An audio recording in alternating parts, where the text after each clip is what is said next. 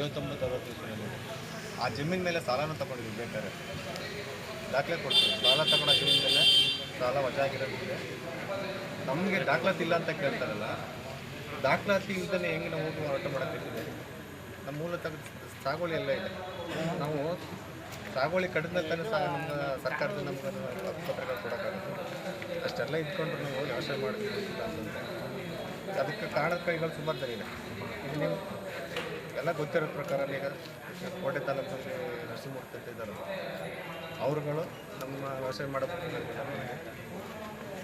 ಗದಕ್ಕೆ ಹಾಕಂಥದ್ದಾಗಿರ್ಬೋದು, ಸಟ್ suit ಹಾಕಿರ್ಬೋದು. ಅವರು ಅದ್ರ ಬಗ್ಗೆ ಸುಮಾರು ಕಂಪ್ಲೇಂಟ್ ಮಾಡಿದ್ದೀವಿ. ತಹಸೀಲ್ದಾರ್ ಗಮನಕ್ಕೆ ತಂದಿದ್ದೀವಿ, ರೈತರು SP ಸಾಹೇಬ್ರ ಗಮನಕ್ಕೂ ತಂದಿದ್ದೀವಿ. ಮತ್ತು ನಮ್ಮ ಇವ್ರಿಗೆಲ್ಲ ಕೋಟೆ ಸರ್ಕಲ್ ಇನ್ಸ್ಪೆಕ್ಟರ್ ಎಲ್ಲ ತಂದಿದ್ದು ಕೂಡ ಅವ್ರು ಯಾರು ನಮ್ಮ ಇದಕ್ಕೆ ಸ್ಪಂದಿಸ್ತಿಲ್ಲ. ಕಾರಣ ಏನಿರ್ಬೋದು ಗೊತ್ತಿಲ್ಲ, ರಾಜಕೀಯ ಒತ್ತಡ ಇರ್ಬೋದು, ಗೊತ್ತಿಲ್ಲ.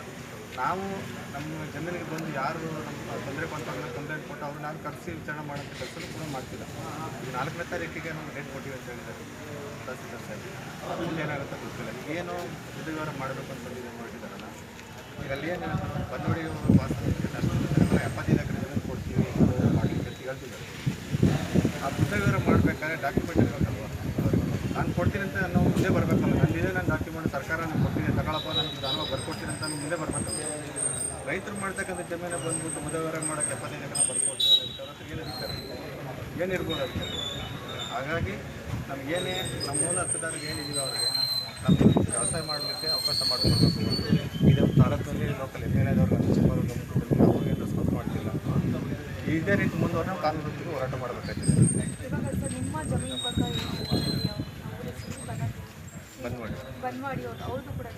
ಮೇಡಮ್ ಅಲ್ಲಿ ಜಮೀನು ಇದೆ ಅಂತ ಹೇಳ್ತಿದ್ದಾರೆ. ನಾವು ಅವ್ರನ್ನ ಅವರು ಒತ್ತಾಯಪೂರ್ವಕವಾಗಿ ಅವರು ಉದ್ದೇಶಪೂರ್ವಕವಾಗಿ ಯಾರ್ದೋ ಒತ್ತಡಕ್ಕೆ ಮಣಿದು ಬಂದು ನಮ್ಗೆ ಪ್ರಾಬ್ಲಮ್ ಮಾಡ್ತಾರೆ. ಅದು ಇದೆಯೋ ಇಲ್ವಾಗ ಸರ್ಕಾರ ವಿಚಾರ ಮಾಡ್ಕೊಳ್ಳಿ. ಅವ್ರು ನಾವು ಇಲ್ಲಿ ತರೋದು ಬೇಡ. ಕಾರಣ ಅವರು ನಮ್ಮ ಥರ ರೈತರೇ. ಒಂದೇನಾಗ್ಬಿಟ್ಟಿದೆ ಅಂತಂದರೆ ಪರಿಸ್ಥಿತಿಗೆ ತಕ್ಕಂತೆ ಇದಾಗ್ಬಿಟ್ಟಿದೆ ಅವ್ರಿಗೆ. ಹಂಗಾಗಿ ಅಲ್ಲಿ ಏನು ಮಾಡಿದ್ರು ಅದು ಸರ್ಕಾರಕ್ಕೆ ಬಿಟ್ಟಿದ್ದು. ನಮಗೆ ನಾವು ಏನು ಮೂಲ ದಾಖಲಾತಿ ಹಕ್ಕುದಾರ ಅಂತಿದ್ದೀವಿ ಅವ್ರು ಜಮೀನು ಕೊಡಲಿ, ನಾವು ಬೇಡ ಅಂತ ಹೇಳಿ.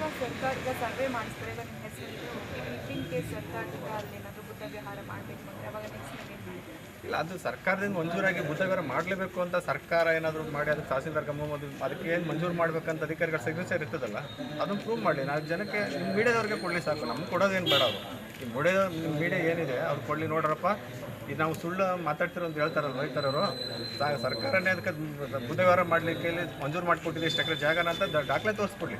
ನಾವು ಬುದ್ಧ ಏನು ಇಲ್ಲ ಅಂತ ಹೇಳ್ತಿಲ್ಲ. ಹಾಗಂತ ಬುದ್ಧ ಆಗಲಿ ಅಂಬೇಡ್ಕರ್ ಆಗಲಿ ರೈತರ ಜಮೀನು ಮಾಡಬೇಕಂತ ಜಮೀನುಗಳಿಗೆ ಬೋರ್ಡ್ ತಾನೆ ಇಟ್ಕೊಂಡು ನಾನು ಬುದ್ಧವಿಹಾರ ಮಾಡಿಸಿ ಅಂಬೇಡ್ಕರ್ ಭವನ ಮಾಡಿಸಿ ಅಂತ ಎಲ್ಲೂ ಇಲ್ಲ ಅವರು. ಅವ್ರ ಕಾನೂನು ಅವರು ಅಷ್ಟೊಂದೆಲ್ಲ ಮಾತಾಡ್ತಾರಲ್ಲ, ಬಾಬಾ ಸಾಹೇಬ್ ಅಂಬೇಡ್ಕರ್ ಆಗ್ಬೋದು, ಬುದ್ಧ ಅನುಯಾಯಿಗಳು ಆಗಿರ್ತಕ್ಕಂಥವ್ರು ಅವ್ರು ಏನು ಅನ್ಯಾಯಗಳು ಇದು ಮಾಡಿದಾರಲ್ಲ ಅದನ್ನು ಒಂದನ್ನವ್ರು ಪಾಲನೆ ಮಾಡ್ತಾಯಿದ್ದಾರೆ. ಅವರು ಏನು ಅವ್ರು ಮಾಡ್ತಿರ್ದಲ್ಲ, ಬರೀ ಮೋಸ ಆದಾಗ ಒಂದು ಇಷ್ಟೇ ಮಾಡ್ತಿರೋದು. ಹೇಳಿದ್ದಕ್ಕೆ ಅಂಬೇಡ್ಕರ್ ಹೆಸರು ಬುದ್ಧ ಅವ್ರ ಹೆಸರು ಹೇಳ್ಕೊತಾರೆ. ಇಂಥವ್ರು ಇರೋದ್ರಿಂದ ಅಂಥವ್ರ ಮಹಾನ್ ವ್ಯಕ್ತಿಗಳ ಹೆಸರೆಲ್ಲ ಹಾಳಾಗ್ತಿರೋದು. ಇಲ್ಲ, ಅದನ್ನು ತಹಸೀಲ್ದಾರ್ ಕೇಳಿದರು. ಅವ್ರ ಹತ್ರ ಏನು ಇದ್ರೆ ತಾನೇ ಡಾಕ್ಯುಮೆಂಟ್ನ ಸಬ್ಮಿಟ್ ಮಾಡ್ತಾರೆ. ಡಾಕ್ಯುಮೆಂಟ್ ಇಲ್ಲ ಅಂದಮೇಲೆ ಯಾಕೆ ಎಲ್ಲಿ ಸಬ್ಮಿಟ್ ಮಾಡೋಕ್ಕಾಗ್ತದೆ? ಈಗ ನಮ್ಮನ್ನು ಕೇಳಿದ್ರು, ನಾವು ಉಳುಮೆ ಮಾಡ್ತಾ ಆಗಿರ್ಬೋದು, ವ್ಯವಸಾಯ ಮಾಡೋದಾಗಿರ್ಬೋದು, ಫಸಲು ತಗೊಳ್ಳೋದು ಅಷ್ಟು ಡಾಕ್ಯುಮೆಂಟನ್ನು ಕೂಡ ನಮ್ಮ ಸ್ಕೆಚ್ ಇದೆ, ದಾಖಲಾತಿಗಳು ಎಲ್ಲನೂ ಅವ್ರು ಗಮನಕ್ಕೆ ತಗೊಂಡು ಅವ್ರು ಕೇಳಿದ ತಕ್ಷಣ ಎಲ್ಲ ತಗೊಂಡು ಕೊಟ್ಟಿದ್ದೀವಿ. ಆದರೂ ನಮ್ಗೆ ಅವರು ಸ್ಪಂದಿಸ್ತಿಲ್ಲ. ಕಾರಣ ಏನಂತ ಗೊತ್ತಾಗ್ತಿಲ್ಲ. ಇದ್ದಾಗ ಅಧಿಕಾರಿಗಳು ಒತ್ತಡ ಇರ್ಬೋದೇನೋ ಅಂತ ಈ ಲೋಕಲ್ MLA ಅವ್ರು ಒತ್ತಡ ಇರೋದು ಯಾರೋ ಗೊತ್ತಾಗ್ತಿಲ್ಲ ನಮ್ಗೇನು ಅಂತಂದರೆ ಬಂದು ನಾವು ವ್ಯವಸಾಯ ಮಾಡಲಿಕ್ಕೆ ಈಗ ಮಳೆಗಾಲ ಮುಗಿತಾ ಬರ್ತಿದೆ. ಮಳೆಗಾಲ ಮುಗಿದೋದ್ಮೇಲೆ ಹೋಗಿ ವ್ಯವಸಾಯ ಮಾಡೋಕ್ಕಂತೂ ಆಗೋದಿಲ್ಲ. ಈಗ ನಾವು ಬೇರೆಯವ್ರ ಜಮೀನಿಗೆ ಹೋಗಿ ವ್ಯವಸಾಯ ಮಾಡ್ತಿಲ್ಲ, ನಮ್ಮ ಜಮೀನಲ್ಲಿ ವ್ಯವಸಾಯ ಮಾಡ್ತಿದ್ವಿ. ನಮ್ಗೆ ಮಾಡೋಕ್ಕೆ ಅವಕಾಶ ಕೊಡಲಿ. ಇಲ್ಲ ನಮ್ಮ ಹತ್ರ ಡಾಕ್ಯುಮೆಂಟ್ ಪರಿಶೀಲನೆ ಮಾಡಲಿ. ಇಲ್ಲಪ್ಪ ನಿಮ್ದು ಇಲ್ಲ ಅಂತಂದರೆ ನಮ್ಮ ಕಾನೂನುಬದ್ಧವಾಗಿ ಏನು ಕೊಡ್ಬೇಕು ಮಾಡಲಿ, ಅದಕ್ಕೆ ನಾವು ತಯಾರಿದ್ದೀವಿ. ಈಗ ಇಷ್ಟೆಲ್ಲ ಇದ್ಕೊಂಡು ನಾವು ವ್ಯವಸಾಯ ಮಾಡೋಕ್ಕೆ ಯಾಕೆ ಅವಕಾಶ ಕೊಡ್ತಿಲ್ಲ ನಮಗೆ? ಇದರಿಂದ ಏನು ಉದ್ದೇಶ ಅವರು? ಈಗ ತಾಲೂಕಲ್ಲಿ ತುಂಬ ಜನರು ಗೋಕಬಳಕೆ ಥರ ತುಂಬ ಆಗ್ಬಿಟ್ಟಿದ್ದಾರೆ. ಈಗೇನು ನಮ್ಮಲ್ಲಿ ಡಾಕ್ಯುಮೆಂಟ್ ಇಲ್ಲ ಅಂತ ಹೇಳ್ತಾರಲ್ಲ ಆ ಮಹಾನುಭಾವರುಗಳು, ಅವ್ರಿಗೆ ಒಂದು ಮಾತು ಕೇಳೋಕ್ಕೆ ಇಷ್ಟಪಡ್ತೀವಿ.